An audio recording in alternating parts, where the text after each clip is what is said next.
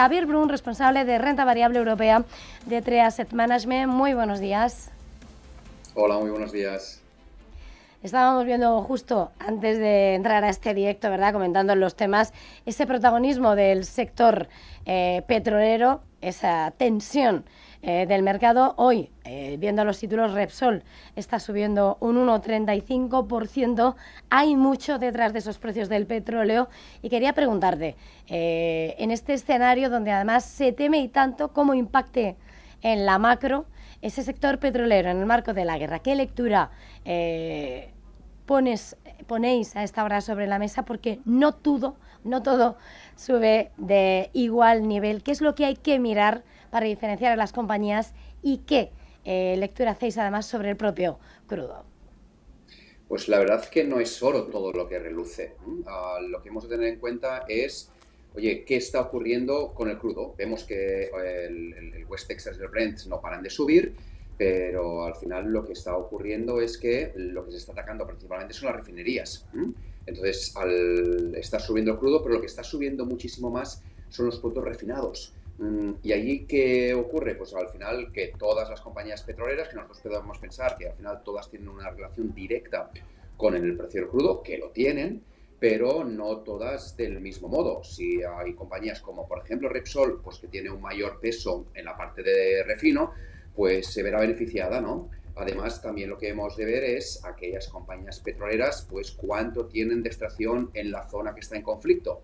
Pues por ejemplo, Total, pues tiene un 20% y Repsol, 0. Por esa razón, pues al final lo que hemos de ver es la lectura de cuánto extraes de crudo dentro de la zona, porque por mucho que tú puedes traer, no lo puedes transportar. Hemos de ver la parte de refino, dónde tú tienes ese refino, y ahí lo que hemos de hacer es la diferencia. Y luego también el gas, que es el subproducto. Pues bien, compañías americanas que extraen gas y lo venden en Estados Unidos, vemos que el Henry Hub, que es el gas en Estados Unidos, pues prácticamente no ha hecho nada este año, porque al final es complicado exportarlo. Por lo que, oye, dentro de todo el sector de crudo, pues se debería ser algo selectivo, ¿no? Por esa razón, quizá Repsol se ha comportado mejor que otras petroleras dentro del sector. En este escenario quería preguntarte en concreto, porque si el petróleo, evidentemente, vivimos de ese oro negro, ese shock energético preocupa, es un gran motor inflacionario precisamente por ese peso, y en este escenario hemos visto, lo comentábamos hace un momento, cómo los fondos macro que tratan de jugar con esas tendencias están registrando pérdidas en medio de la volatilidad. No se sabe qué va a pasar, cuánto va a durar. ¿Qué lectura podemos extraer de esos fondos, esa falta de luminosidad en cuanto a la certidumbre de qué puede pasar? ¿Qué esperáis? ¿Cómo interpretáis ese temor que se registra? Pues la verdad que estos fondos que son muy top-down, es decir, que cogen la macroeconomía, la intentan leer, adivinar y anticipar, y a partir de aquí tiran hacia abajo pues para determinar qué activos van a estar dentro de esa cartera, pues lo que estamos viendo es que la volatilidad no ha ayudado. Donde ellos siempre eran amigos de la volatilidad, pues ahora la volatilidad es un castigo, es un lastre. ¿Por qué razón? Pues al final uno no se podía esperar lo que ha ocurrido en Irán. Habían, bueno, pues más o menos probabilidades de un escenario no tan a corto plazo. De ahí, pues que antes del ataque a Irán, pues el petróleo ya había subido, ya había hecho su recorrido. Con lo de Irán ha sido, oye, pues ese último punto. Y lo que hemos visto es, vale, muy bien. Ahora viene Irán. ¿Cuáles son los sectores que en un principio podrían ser más beneficiados delante de una incertidumbre? Pues, por ejemplo, el sector salud, ¿no? El sector utilities, el sector telecom. Pues bien, lo que hemos visto es que el telecom más o menos ha funcionado, el salud ha funcionado, pero es que la primera semana del ataque el mejor sector de los índices mundiales han sido el software, cuando había sido el grave problema porque le rondaba el fantasma este de la inteligencia artificial, ¿no? Y el salud, pues se ha comportado muy mal. De tal forma que los sectores que en un principio deberían frenar ese lastre dentro de las caídas, pues no han sido tales. De aquí que al final los macros pues se hayan visto un poco pues perdidos, ¿no? Es como esa hilera de hormigas que tú quitas una y al final todas se desajustan, ¿no? Pues justamente es lo que ha ocurrido en los gestores macros, ¿no? Donde esa volatilidad no ha ayudado, sino que al revés ha castigado. Pero veremos si a partir de ahora en adelante pues esa lectura macro pues pueden acertarla mejor y volver a esas rentabilidades positivas que suelen acostumbrarse esos fondos macro. Hablabas de esos sectores que han sido protagonistas, de esas dudas que se han ido cotizando, colabas ese mercado del software. Hemos visto cómo Adobe ayer se anunciaba la salida de su CEO, después de casi 2 décadas al frente, en un momento delicado para la empresa y precisamente con el foco puesto en esas empresas de software, en el impacto que tenga sobre ellas esa disrupción de la inteligencia artificial, y es ahí donde quería poner el foco. ¿Cómo estáis analizando ese momento? Pues la verdad que con un question mark muy grande. Lo que hemos visto es, oye, aquí hay una incertidumbre y esta incertidumbre ha de cotizarse. ¿Cómo se cotiza por ahora? Pues al final con el múltiplo. Al final siempre decimos que una valoración es como una casa. ¿Cuántos metros cuadrados tiene? Es decir, los beneficios multiplicado por el precio por metro cuadrado, el múltiplo PER. Pues al final, aunque por ahora los beneficios no vayan a la baja, no haya atisbos de ver bajadas, lo que esa incertidumbre aplica es que hemos de bajar el múltiplo. Pues bien, con la salida ayer del CEO que lleva 18 años en la compañía, que había dado un vuelco brutal a la compañía y que le había hecho un gigante como lo que es, se ha ido. Ostras, tenía 62 años, no es que tuviese 70 y, oye, pues se ha de jubilar, ¿no? Entonces aquí la pregunta es, ¿qué está ocurriendo dentro del mundo del software y en especial con los agentes de la IA? Que ahora la programación ya es una commodity, donde tú antes tenías la programación, tenías un software y con ese software era muy complicado pues replicarlo, ¿no? Hoy día ya no es. Donde la barrera de entrada del software era espectacularmente alta, ahora ha desaparecido. Pues lo que hemos de hacer es, oye, nos hemos de cuestionar, ¿no? Aquí no será tanto si hay 2 personas en un garaje intentando fastidiar el negocio, que también, sino que al final cuán adaptado se puede ser. Si las compañías de software serán los Kodaks del siglo XXI, aquella empresa que tenía la máquina de fotografiar digital, pero no la quiso comercializar por miedo a no vender sus carretes, o serán aquellas compañías como Intel en su día, donde tuvo que toda la parte de memoria tirarla al traste y centrarse únicamente con los CPUs, ¿no? De tal forma que ahí esas question mark nos hacen que seamos cautelosos con el tema del software. ¿Hay cosas baratas? Seguro, pero al final es determinar cuál de estas empresas se adaptará mejor. Vamos a protagonistas más del intradía, aunque tenga una respuesta en un contexto mayor en ese mercado, además de M&A.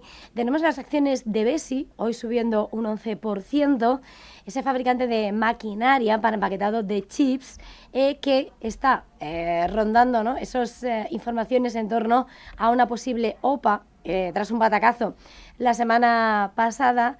Y ¿cómo? ¿Qué es lo que ves en medio de, lo estaba señalando, ¿no?, el mercado, los movimientos, hardware, software? ¿Cómo ves esa noticia en torno a Besi? Pues la verdad es que si en el software se está realizando una batalla muy fuerte donde al final las compañías de software pueden, pues al menos reducir los beneficios, ¿no?, o al menos lo que se está barajando, pues al final, ¿en qué se sustenta? ¿Cuáles son los pilares de toda esta inteligencia artificial? Pues los chips. ¿Y cómo se hacen los chips? Pues con maquinaria. Y pues bien, Besi, ¿qué es lo que hace? Pues si el límite físico de la reducción de los chips ya ha llegado, donde ya se están haciendo pues nodos de 1.5 nanómetros, que esto es prácticamente el tamaño de un átomo, pues al final es como en las grandes ciudades. Si tú horizontalmente ya no puedes crecer, ¿cómo lo vas a hacer? Verticalmente. Pues esto es lo que hace Besi. Te pone un chip encima del otro y con una técnica espectacular. La semana pasada anunció pues que sus clientes, TSMC entre otros, dilataba un poco esa adopción de ese, vamos a decir, 3D, ¿no?, o ese rascacielos dentro del chip. Pues bien, es una tecnología que ha venido para quedarse, porque hay una limitación técnica en la reducción de los nodos, con lo que esa compañía que está y tiene un equipo líder dentro de esa estructura de 3D, pues al final, ¿qué ha ocurrido? pues que las otras compañías dicen, oigan, vamos a comprarla porque no queremos que esa compañía nos fastidie el negocio tan fuerte que tenemos. Así que Applied Materials, por ejemplo, pues que también es una que está dentro del sector, lo que está haciendo es comprar a Besi, o seguramente, ¿no?, lo que está negociando, descontando es que comprará esa tecnología a tope. Así que donde unas batallas están sucediendo en la parte de software, la tecnología que permite una mayor eficiencia en el consumo, una mayor eficiencia en el performance, pues están beneficiando, entre las cuales está Besi. Antes de terminar, hoy estamos viendo a la renta variable, a la equity, bajo presión, en un escenario donde estamos además en medio del ruido, del temor que desata la guerra, pero a la espera de, ni más ni menos, que el dato favorito de Powell, llega dato de inflación, de ese PCE, del deflactor al consumo, segunda estimación revisada del PIB en Estados Unidos. Hemos conocido que el Reino Unido, no crece, estaba congelado. El IPC en España se mantiene en el 2,7%. Y todo en la previa de bancos centrales, en medio de temor de qué pase con esos tipos que parece que se preparan para subir y hacer frente a la inflación y que por lo tanto encarecen esa deuda y agrava más la preocupación en torno a ese crédito privado que se está extendiendo. Lo hemos visto en Morgan, en Goldman, en Deutsche Bank. ¿Qué de importante tienen los datos que van a llegar en las próximas horas? ¿Qué de retrasado se queda para lo que se está viviendo? Y cómo hay que enfrentar su lectura. Pero al final aquí hay varias cosas, ¿no? La primera de todas es el IPC. Ese IPC lo que estamos viendo es que le cuesta un montón bajar del 2%. ¿Por qué razones? Pues al final el IPC no deja de ser de crecimientos de precios, ¿no? Entonces, esos crecimientos de precios ya nos hemos acostumbrado que pues vayamos a un industrial, ¿no? O la industria se ha acostumbrado a realizar incrementos de precios año tras año. Así que, oye, pues lo que veíamos durante una década que era imposible trasladar ese crecimiento de precios, pues ahora parece que es una tónica normal. Pues ese incremento del 1 o 2%, pues los clientes en toda la cadena de valor lo aceptan y eso implica que al final esa inflación ha venido para quedarse, o al menos es lo que parece. Delante de este escenario, ¿qué ocurre? Que los bancos centrales, que tienen unos intereses cercano al 2, al menos en Europa, pues lo que implica es que no puedan bajar más, manteniéndose en ese 2%. ¿Y a quién castiga? Pues a las empresas y países muy endeudados. Así que si en el 2008 eran las empresas que estaban muy endeudadas, ese trasvase de deudas se ha pasado a los estados, que han aumentado muchísimo por culpa del 2020, así que esa expectativa de bajada de tipos de interés y como consecuencia de disminución de la factura, pues no la tendrán. Por esa razón, domingo pasado se reunió el G7 para intentar hacer lo posible pues para que esa inflación disminuya, ¿no? Francia ya lo ha dicho, oigan señores, el petróleo por favor, o no el petróleo sino la gasolina, venderla o poner un tope de precios a la gasolina, ¿no? Ya se está hablando, oye, que vamos a imponer medidas como por ejemplo quitar las reservas de petróleo, bajar el IVA, pues porque en última instancia todas estas medidas implicarían una bajada de la inflación y cualquier posible congelación de la inflación implicaría no subida de precios y como consecuencia un encarecimiento de la deuda por parte de los estados, que les preocupa y mucho. Días sin lugar a dudas de cierre de semana, de macro y todo de preparativo para Powell, Bailey, Lagarde, UEDA, toda la semana que viene, también Canadá, Australia. Antes de terminar, perdóname porque decías al principio, en medio de lo que podía ser el golpe del mercado, mirando a los ganadores y los perdedores, mirabas al sector salud, pero en este momento siempre decimos, el ruido intradía no tiene que enturbiar una inversión a largo plazo. A la hora de poneros desde Tree Asset Management, en el momento de diseñar la estrategia, en este punto, no sé si estáis esperando ahora mismo si es momento de cambio o cómo os estáis manteniendo. ¿Cómo dibujáis la estrategia por sectores y geográficamente?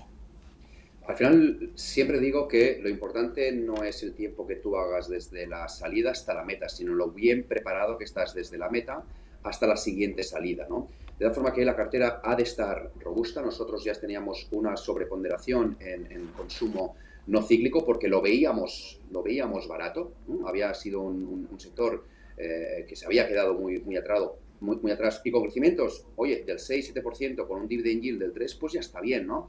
Así que teníamos sobreponderación en consumo estable. Teníamos sobreponderación en salud.